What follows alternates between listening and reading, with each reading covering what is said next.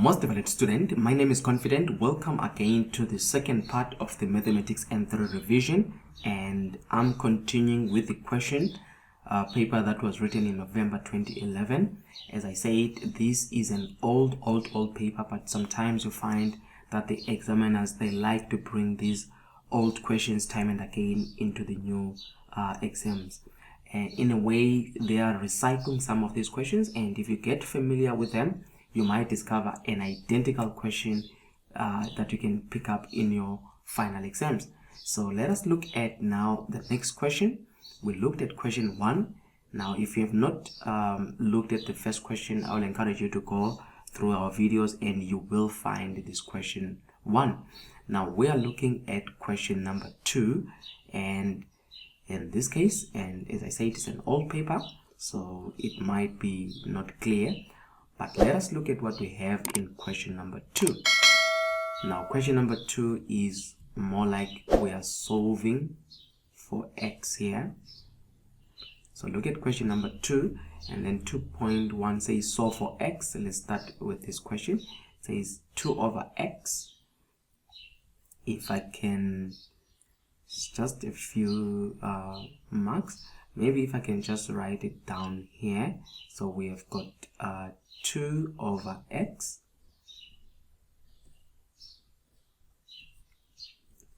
so we've got 2 over x plus 2 over x minus 1 is equal to 1 over x. So this is 3 marks, so I just want to quickly write it down here.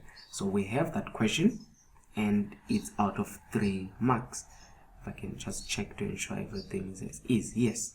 So this is what we have, and there are many approaches that you can do in this case that can help you solve. But one thing that I can do, because of this denominator here, I've got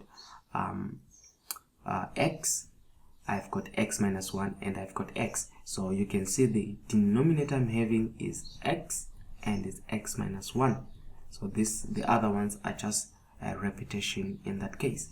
So now I can, in a way, multiply each and every item by the denominator x and x minus 1. Meaning I can have x minus 1 multiplying 2 over x. See what I'm doing there? I'm trying to get rid of this fraction, and then I've got x minus 1 multiplying 2 over x minus 1. Now I'm doing to each and every item 1 over x also multiplied by x and x minus 1. I'm going to show you another option that you could have done. Then this one cancels. What we have now is in this case, after cancelling, I've got 2 multiplying x minus 1, and then again this will cancel, plus 2 multiplying x is equal to, again that cancels, is 1 multiplying x minus 1. Now you have to open the bracket. The 2 will open that bracket. To have 2 times x is 2x, 2 times negative 1 is negative 2, plus 2 times x, which is 2x, is equal to 1 times x, which is x, and 1 times 1 is negative 1. Now you have to collect like terms. Bring all the x's on one side and the number on the other side. Meaning take x this side, take negative 2 the other side. So we have got 2x plus 2x, which is that one and that one. Then minus x, because it is jumping the equal sign. As you can see, the white arrow is equal to minus 1, which is that. Now minus 2 will become a positive 2 in that case. Now if you add 2x plus 2x, which is 4x minus 1, we have got 3x is equal to minus 1 plus 2, which is a 1. Now you can solve this so that you divide by 3, and you can get our x as 1 over 3.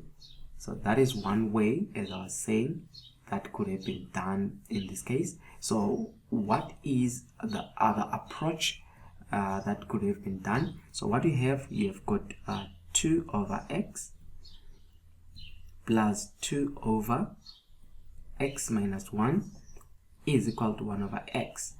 There are different approaches again. You could have brought this x this side, and you've got 2 over x plus 2 over x minus 1 minus 1 over x. Remember, it changes sign, is equal to 0. That could have been another approach. There are different approaches actually here. Now you have to look at the common denominator between these, and you can see x is repeating there, and the other one is x minus 1. Seeing that? So this is the common denominator, and this must be equal to 0. So you are saying x into x, x minus 1. So what you're doing, you take your common denominator, which is x, x minus 1. You divide first by x, and then it will cancel to have x minus 1. But you must multiply by the numerator, which is the 2. Then you've got plus. Next time you divide by x minus 1, which is that one. So again, when you cancel, this time you'll cancel this one, remaining with x. So you'll have x, but you must multiply by the top, which is your 2. Then you've got minus. Similarly, at first it was x. When you said x, x minus 1, now you're dividing by that x. You cancel out, you've got x minus 1 remaining, and you multiply by the top, which is 1. So it doesn't change anything. So when you open that bracket there, similarly, we have 2x minus 2 plus 2x minus x. Now minus 1 times minus 1 is positive 1 over, in this case, at the bottom is x, x minus 1. This will be equal to 0. So when you've done that, what you simply need to do at the top, collect like terms. You've got 2x plus 2x minus x. As we said, 2 plus 2, 4, minus 1. You've got 3x at the top. Minus 2 plus 1 is minus 1. And then over x, x minus 1 is equal to 0. So now what you can do, you can multiply by x, x minus 1. On the left hand side, again x, x minus 1 on the right hand side. You're trying to now remove that denominator, or getting rid of that fraction. And then what we have now is 3x minus 1 is equal to 0. Then you do that, and then you are going to have 3x is equal to 1. Similarly, you divide by 3, then it will give you your x being 1 over 3. Tested in our initial question. When we come back here to say how can we test it, we are saying x is equal to, in here, 1 over 3. So with x being 1 over 3, what you do on the left hand side, you put 1 over 3. So you'll have 2 over 1 over 3 plus 2 over 1 over 3 minus 1 is equal to 1 over 1 over 3. So you see what you do on the left, you are doing on the right. So you can test that. Start with the left hand side. Now be careful how you do your calculator here. You have a fraction. First you put your 2, then you go down, then put another fraction. Then you've got 1 over 3. See, and the answer there, you see it gives a 6. Some students, they like doing the say fraction and the say fraction. Then they'll say 2 over 1 over 3. And then if you do that, now you're getting 2 over 30, and they wonder what happened. Don't, with the calculator, don't press fraction same time, otherwise you will mean that is the fraction on top divided by 2. Look at the lines. This line is shorter and this line is longer. So what you simply need to do is you first have your fraction, have your 2, but the bottom is the x, which is a fraction. So you see that that's where you've got a bigger line and a smaller line there, which is 1 over 3. And then you continue and say plus, again fraction, you've got 2 over fraction 1 over 3, and then it's minus 1, like that. So the answer you're getting is a 3. So on my left hand side I'm getting a 3. Let's check the right hand side. It's 1 over fraction 1 over 3. You can see that I'm also getting a 3. So 3 is equal to 3. It balances, it means my answer is correct. You get your 3 marks and you're good to go. Now let us look at 2.1.2 in this case. So with 2.1.2, it's also an interesting one in here. As I said, it's to deal with its square root. That is a plus sign there. No, it's not clear. So what we have is square root of 6 plus x is equal to x. This is 3 marks. Now the simple thing to do, get rid of that square root. You square both sides. What you do on the left, you do on the right. So you've got 6 plus x is equal to x squared. That's the first thing. It's a quadratic kind of a question. So when you do that, take everything to the other side of the equal sign. So what you have 0 is equal to x squared. Now the positive x becomes minus x, the 6 becomes minus 6. You see that? Or you can now show that this is x squared minus x minus 6 is equal to 0. As I say, it's a quadratic equation. In this case, it's up to you how you want to solve it. You can use the quadratic formula or you can use the product sum, but I'm going to use the product sum here, whereby if I use it, it's x minus 3, it's x plus 3. As I say, guys, I do quite a lot of these in my previous videos. You can just check them out, or you can grab hold of our complete lesson on mathematics and 3. We are having this on our website, which is 24-minute lesson. You can check the whole curriculum of this maths. We've got also a book on this N3, which clearly demonstrate what I'm doing here. So I think here it's an error here. It's x plus 2. What am I saying? If I multiply x times x, if I open this bracket, x times x, I get this x squared. Now x times 2 is 2x minus x times 3, which is 3x, which is negative x, and minus 3 times 2 is negative 6. So I'm just testing that, but you use the product sum method here. So this is equal to 0. So it's either x minus 3, the first bracket, is equal to 0, or x plus 2, the second bracket, is equal to 0. Take this to the other side, x is equal to 3, or x is equal to, take this to the other side, of negative 2. So what you do, please, very important on this one, you need to test your answer. So I know students sometimes forget that, but this one you need to definitely test your answer. So what you do, you remember the question here says, if I can have it here, we are saying, if you check, we said x was equal to 3, or x was equal to negative 2. You need to test your answer. So what you have here, you have got 6 plus 3 is equal to, when there is x is 3. So we can test 6 plus 3, it's square root of 9 is equal to 3. Now what is square root of 9? Is 3 is equal to 3. Left hand side equal to my right hand side. So this is perfect. Now the first one works. Let us try the second one. The second one, it says x is equal to minus 2. So you've got square root of 6 minus 2 is equal to negative 2. Now what is 6 minus 2? 6 minus 2 is 4. So you've got square root of 4 is equal to negative 2. Square root of 4 is 2 is equal to negative 2. You can see that is not true. It doesn't make sense that 2 is equal to negative 2. So you can see that the answer of x is equal to minus 2 is not the solution. So you need then to have, in this case, come back here,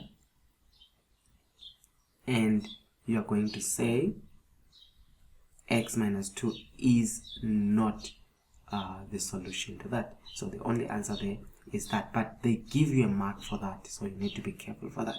If you don't do it, then you're not going to get your marks. All right, so let us look at more questions here.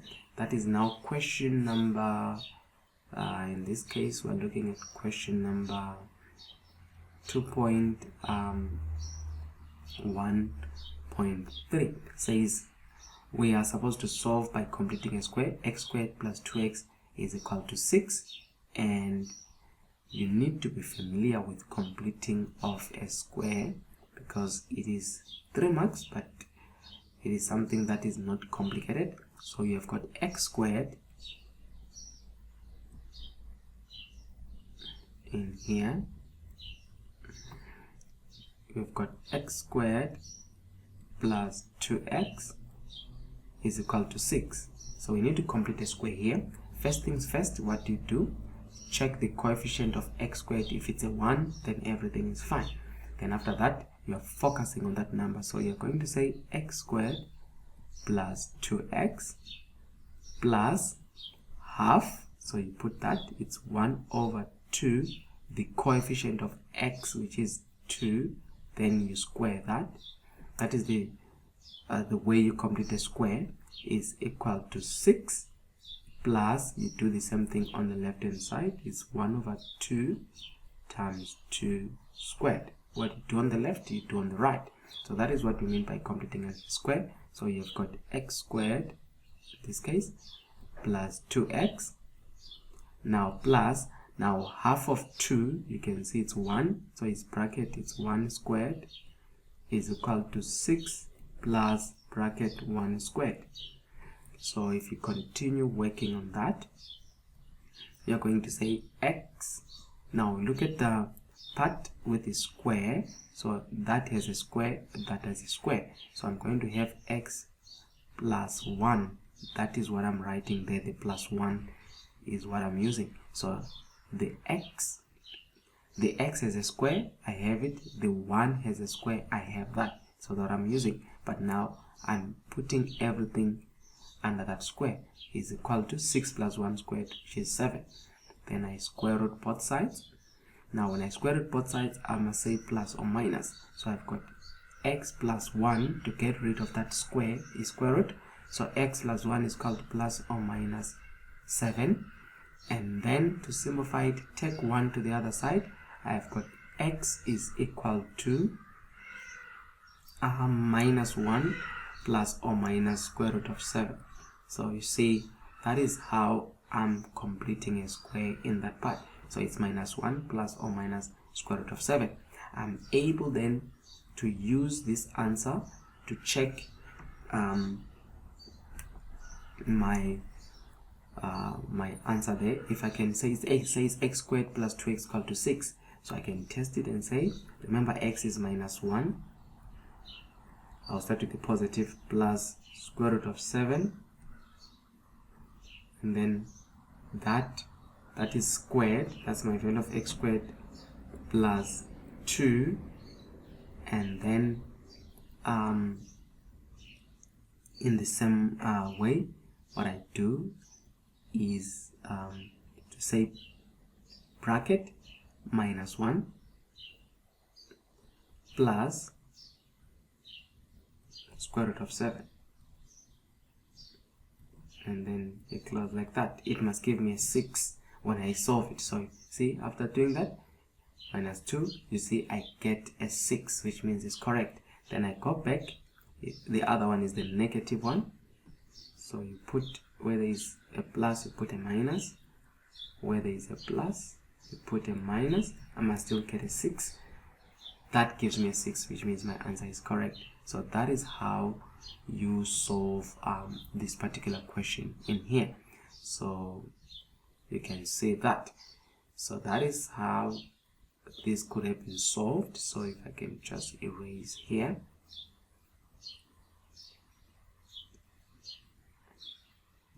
Alright, so let us look at the next question here. It's 2.1.4. This question is focusing in here on logs. It says it's a little bit not clear though, but I hope I will write this correctly. It's log. So I've got my log base 5 of 25 is equal to 3, because they said here we are solving for x. So I'm just assuming now the other one, it must be x. So it's 3 log base x of 36 minus log 3 of 27. That's the assumption there. But now it does make sense though in a way.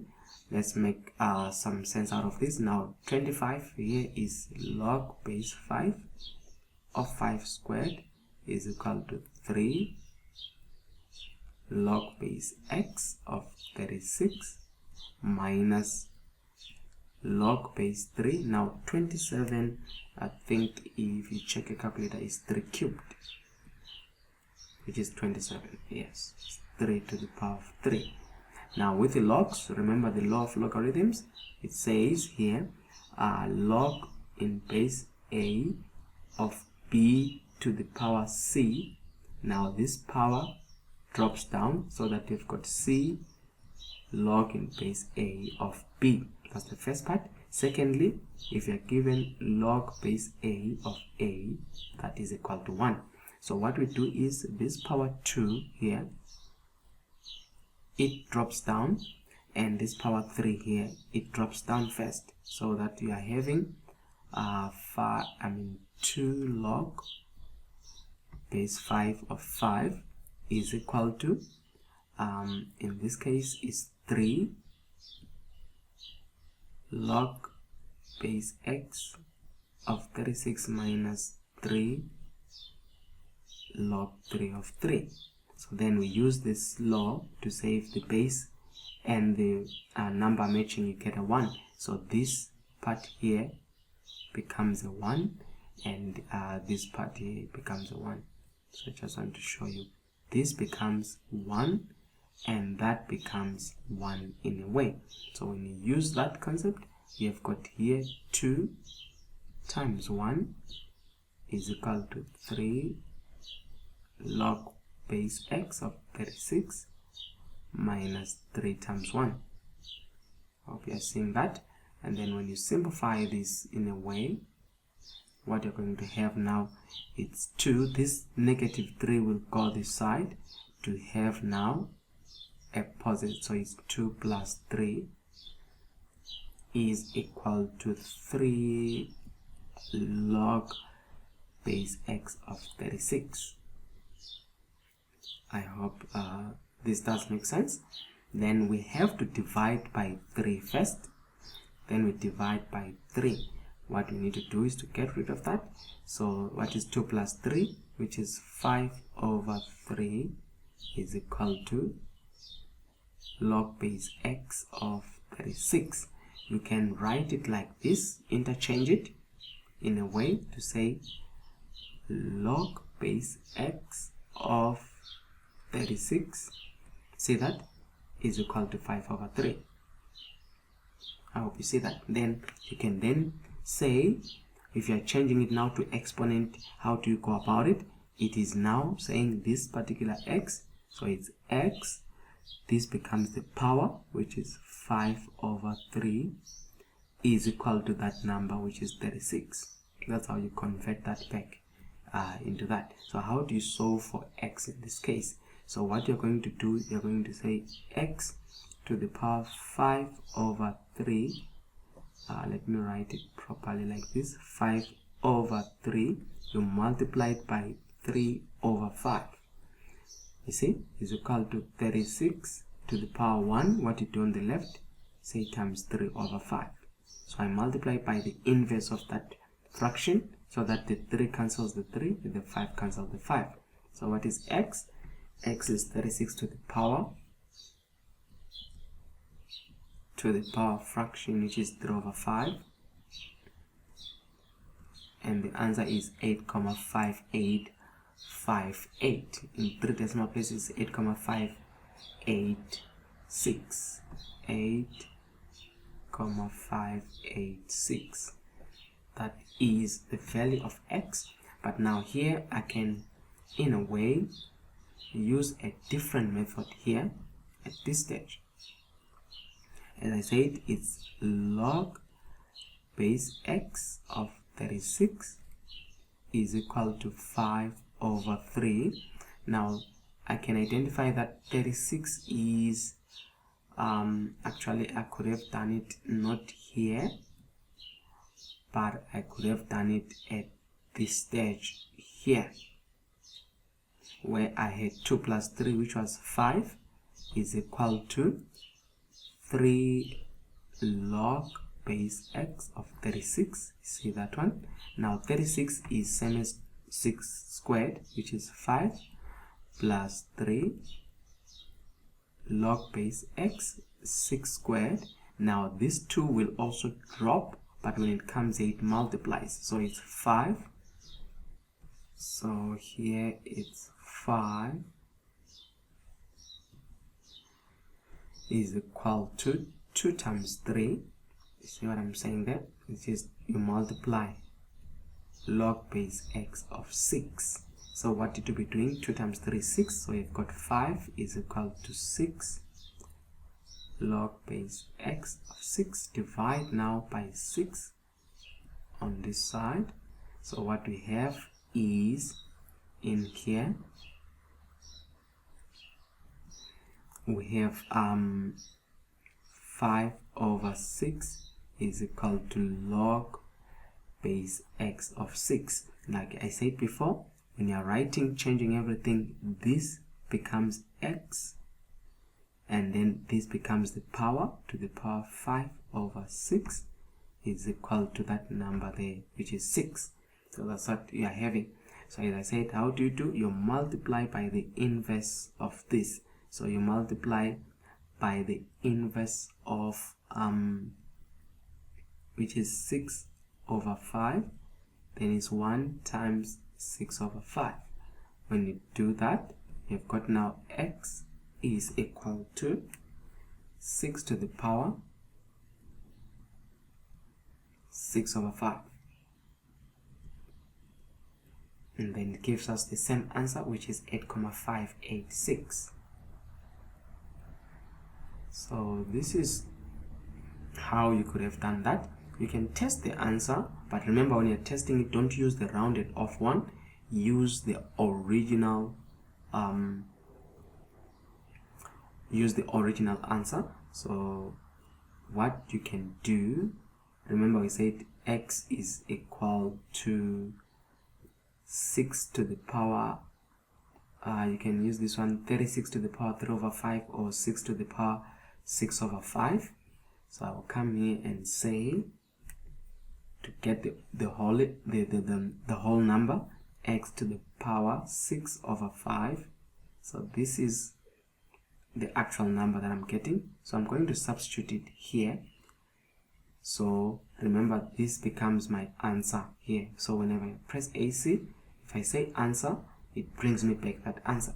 So where there is x, I say answer. So it's 3 log, then I'll say answer, that is the base, that answer that I got, 36, then minus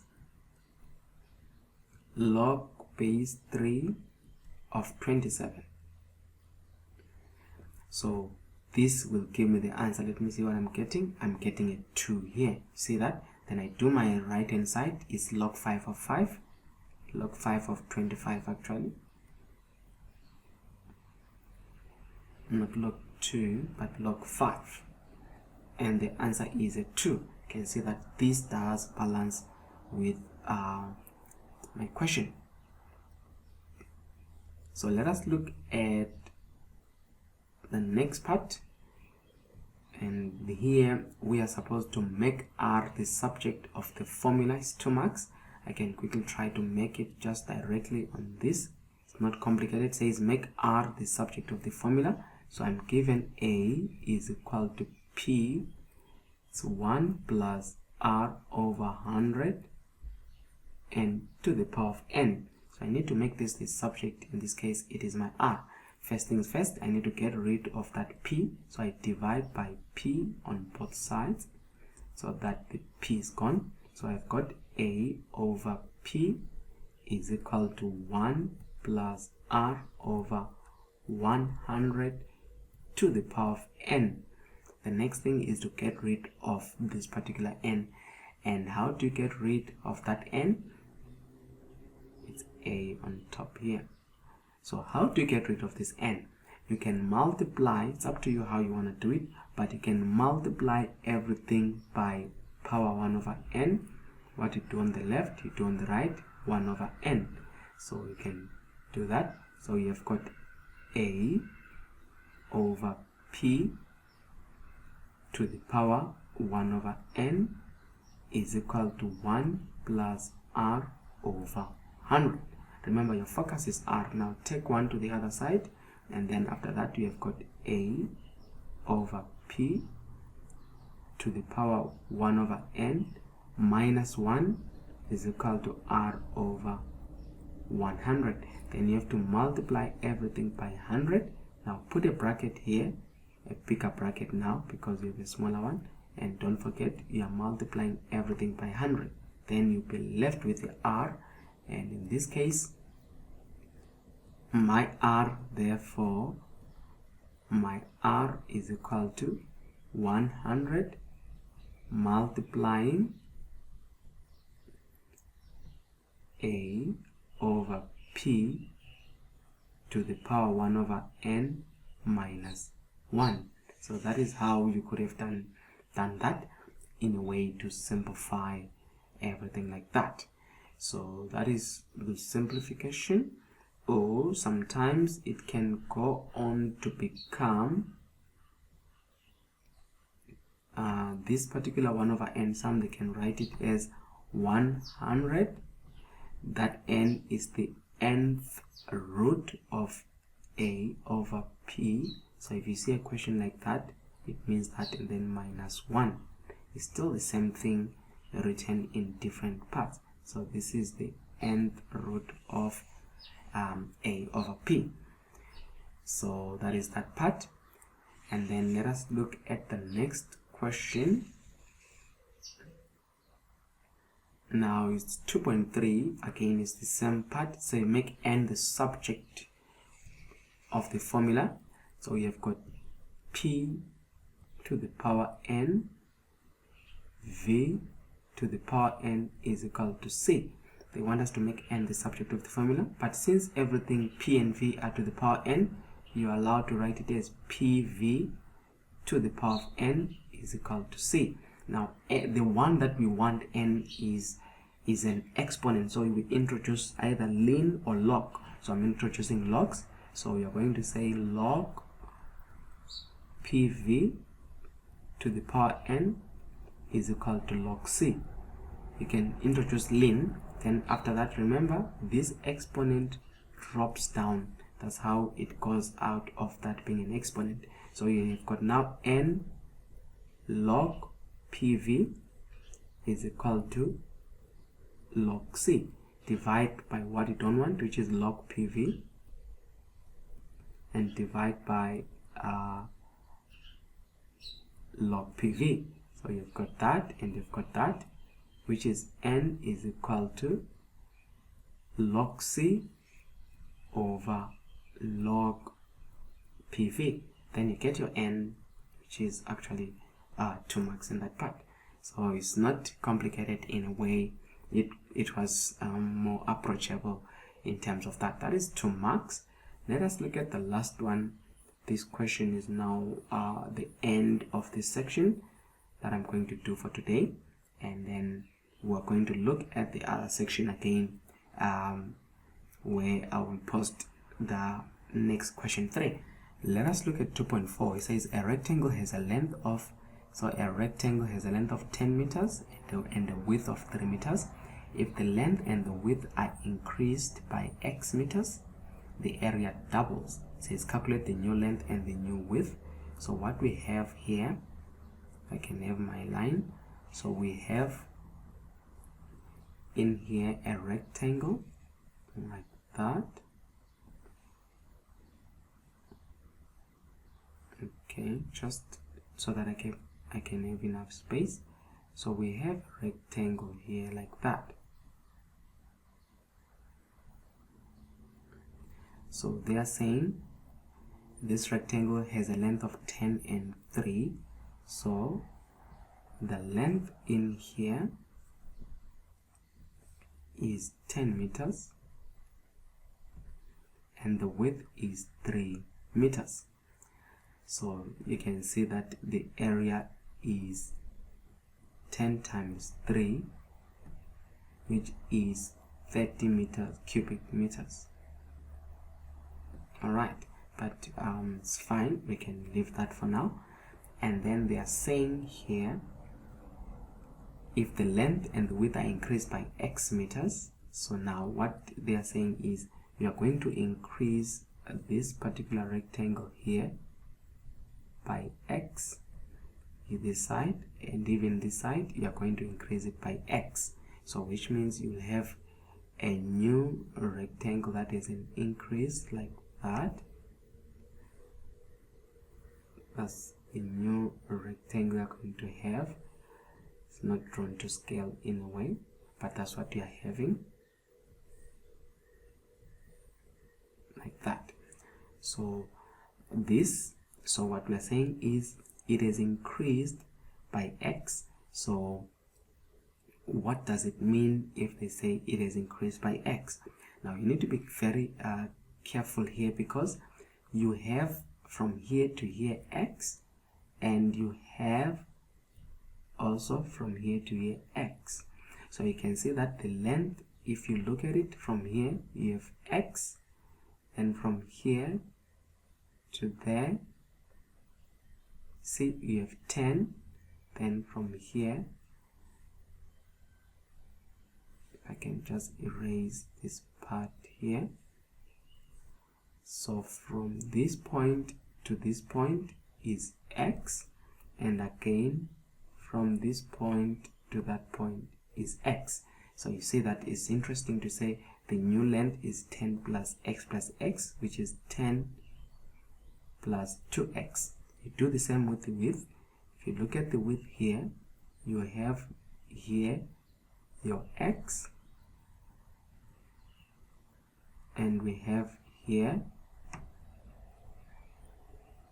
our 3, and we have here, in this case, it's our x. So the new width here, it is in this case 3 plus 2x. I hope you can say that. So the new length and the new width, that's what we are having. So the question is, let's look at the question now. It says a rectangle has a length of 10 and a width of 3. If the length and the width are increased by x meters, the area doubles. Calculate the new length and the new width. So now the area, the first area here that we have, because they say the area doubles, so area is length times width, which is equal to 10 times 3, which is 30 cubic meters. So that is the area of this inside here. That's the area. Then we have a new area. This new area is the area now of what we have everything inside here. So that's the area. So with that, the new area, they say it doubles. So the area, the new one, is 30 by 2, which becomes 60 square meters. So you see that. So what we have in here, we have got area of the smaller rectangle, which is 30 meters squared, and we've got new area, which is equal to 60 square meters. That is what it means when it doubles. So in a way, it's 30 by 2, which is 60 square meters. And then how do we find the area of the new rectangle? Remember, area is length times breadth. So new area, now we do it in terms of x, is length, length times breadth, or times width. In this case they used width, which is equal to, our length is 10 plus 2x times our breadth is 3 plus 2x. So which means we have to expand multiply the 3 by 10, multiply 10 by 2, and we also multiply that 2x times that and 2x times that. So 10 times 3, I have got 30. Then 10 times 2x, which is plus 20x. 2 times 3, which is plus 6x. And then 2x times 2x, which is plus 4x squared. So what we have is 30 plus now 20x plus 6x, which is 26x plus 4x squared. See that? So that's what we have. But we have, this is the new area, and we know the new area is 60. So in a way, you can come back here and have that being equal to 60. You see that? So we can now write this as, because it's a quadratic equation, I will start with that, and that. So I have 4x squared plus 26x plus 30. This is equal to 60. You see that? And then I can take 60 to the other side, which is 4x squared plus 26x plus 30 minus 60. It gives me a 0. So I can got 4x squared plus 26x minus 30. This gives me a 0. And there are many ways of solving it. I can quickly use my quadratic formula, and this is my A, this is my B, and this is my C. So remember, the quadratic formula says x is equal to minus b plus or minus square root of b squared minus 4ac over 2a. So what is my x? So my x is equal to minus 26, put in brackets, plus or minus square root of 26 squared minus 4, a is 4, c is negative 30, and then it's all over 2, and my a is 4. I can use my calculator there quickly to find minus 26, start with a positive 1, square root of 26 squared minus 4, my a is 4, my c is negative 30, all over 2 and 4. The quadratic formula makes things much quicker. You can do factorize by, I remember factorize by product sum or completing a square. Is up to you. So the first one, x is 1, or put a negative, or x is minus 7,5. So we've got x is equal to 1, or x is equal to negative 7,5. Now since we're dealing with length and area, it cannot be negative, so you rule off that. So you take this one when x is equal to 1. So now we are going to say, therefore x is equal to 1. So the area increase in here, increase is equal to 1 meter. So if you look at that, which means the area was increasing by 1, so here the increase in this sense, it means it is 10 plus 2 times 1, which is 2. So the increase here was 2. The new length was 12 meters, which is 3 plus 2, 1, and the new length here was 5 meters. But remember what they said, the question was find the new length and the new width. Then you can conclude now to say new length is equal to 10 plus x, which is, plus 2x, which is 10 plus 2, 1, which is 12 meters, and new width, you do the same. It was 3 plus 2x, 3 plus 2x, which is equal to 3 plus 2 times 1, which is equal to 5 meters. You can quickly test your answer here to say area. This is now testing your answer here. Test to say